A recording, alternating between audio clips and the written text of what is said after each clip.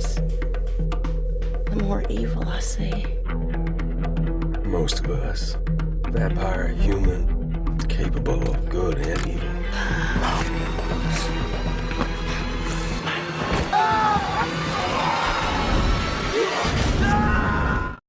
We haven't seen season 2 over in the UK yet, so tell us what's sort of coming up for your character. Well, I think they're based on the book. So the season 1 is based on the first book, and Eric is just in this one short little sequence of the first book. So stepping into the project, I knew that I'd only have a few scenes in the first season, but I had read the first 5 books, so I knew that there was more interesting stuff for Eric later on. And I think in season 1, he's basically just Bill's boss. You know, he shows up and tells Bill what to do, and then he's out, you know.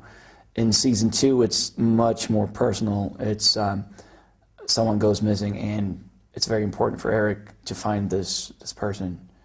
And you realize that he's not all business. It's hard to believe, but he can actually be very compassionate and loyal and a really good friend. And somewhere deep inside, there are feelings. Producer Alan Ball apparently described True Blood as popcorn TV for smart people. How do you feel about that? Do you reckon that's a true reflection? Oh, I think so. I mean, Alan has created a series that's very dense, and I describe it as a character drama set in a fantastical world. And the relationships are very well written and very rich. And yet you have this sort of fantastical background where anything can kind of happen. And I think, you know, he had just finished doing 6 Feet Under, where he had dealt with a lot of very heavy subjects and mortality and all that. And he just wanted to have some fun with this series and make it like Popcorn and Coke kind of TV, you know, kind of over the top and pulpy and, you know, just a lot of fun. How did it feel to come into a cast when the ball had already been rolling? You come in a little bit later in series 1. How did that feel to kind of be introduced when the kind of frisson of excitement had been getting out for True Blood? Well, I came in the end of the first season, and I have to say that I do have a habit of coming in towards the end of the first season or in the second season of some projects. And it's very cheeky of me, really, because I let them do all the work and set the foundation, and I sort of slide in when everybody's comfortable.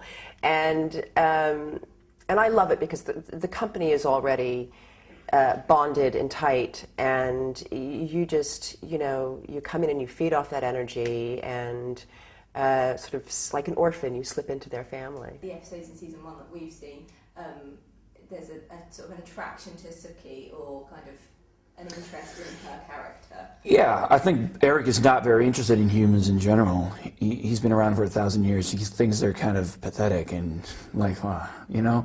And he meets her, and there's something different about her, and he can't really put his finger on what it is.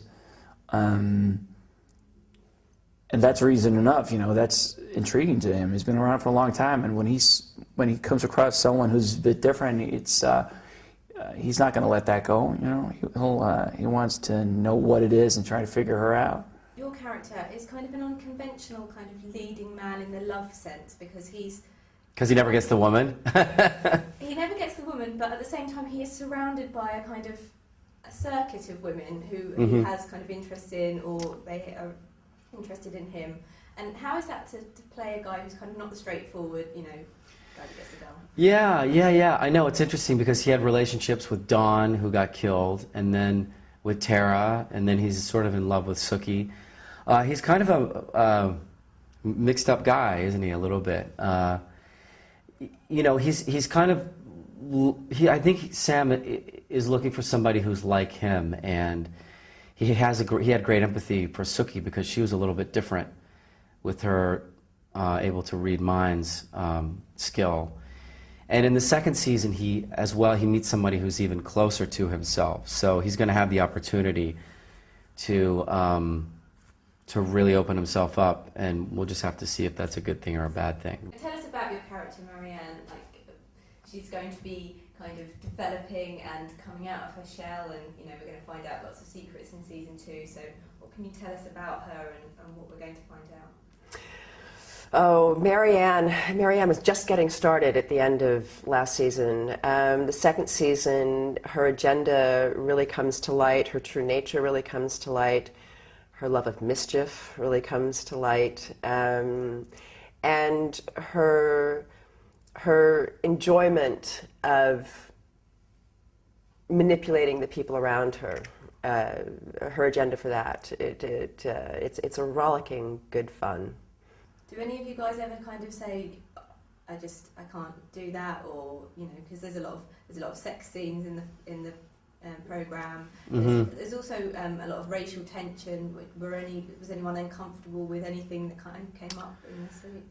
I don't know that anybody was. I know even Anna has done nudity on the show, and I did all of mine. I think we all trust Alan that it's not going to come across as cheesy, and he has really good taste, and I think we all just put ourselves in his hands. I mean, I haven't really had anything that I wasn't comfortable doing. I mean, every once in a while there's some lines of dialogue that you might want to change just to make it easier to say, or for whatever reason, and I think people have done that every once in a while, but I've pretty much done everything he's asked me to do.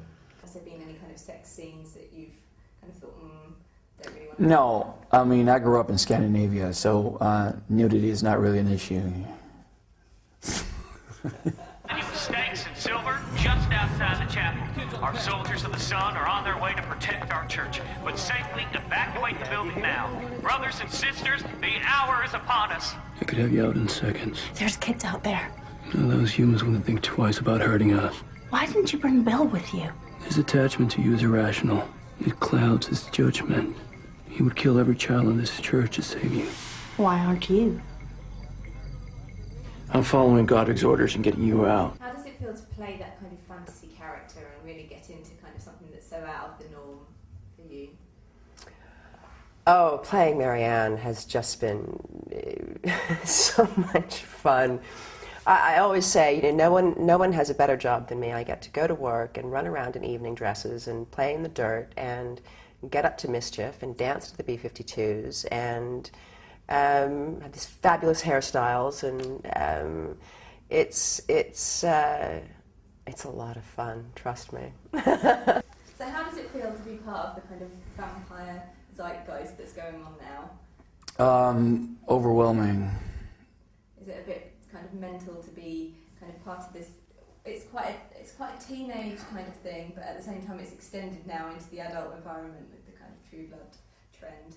Yeah, and it's changed a lot from season 1. Season 2 just aired in the States now, and it's. I was in Sweden for a month when it started in the States, and then I was shocked when I came back to LA, because I don't know what happened, but something happened, and it just exploded. It's been a while. What? Has anyone been attacked by something with claws? Well, I heard Arlene say that poor woman you found in Andy's car had her back scratched up pretty bad. And then I also heard somebody say that Daphne had some kind of weird scar on her back. The new waitress at Merlot's? Mm-hmm. There's a new waitress. And how do you feel about being part of that kind of vampire and sci-fi zeitgeist that's going on now with all the Twilight? Well, I feel great because it's so strong. You might as well be on board if it's if everybody's watching it. So it's good. I think we're all good for each other. I think the Twilight and us, and then now like Vampire Diaries. We're all helping each other. Help keep that excitement about vampires going. Even though our show is not just about vampires, we have so many other things going on. And as a shapeshifter, do you think you would be able to take on Taylor Lautner's character in Twilight? Yeah. He's just a kid, that guy. I mean, he's a nice kid, but yeah. But have he had all of his stuff? Yeah, I could turn into something even bigger and stronger. Yeah. A tank, or I could turn into a gnat and just annoy him.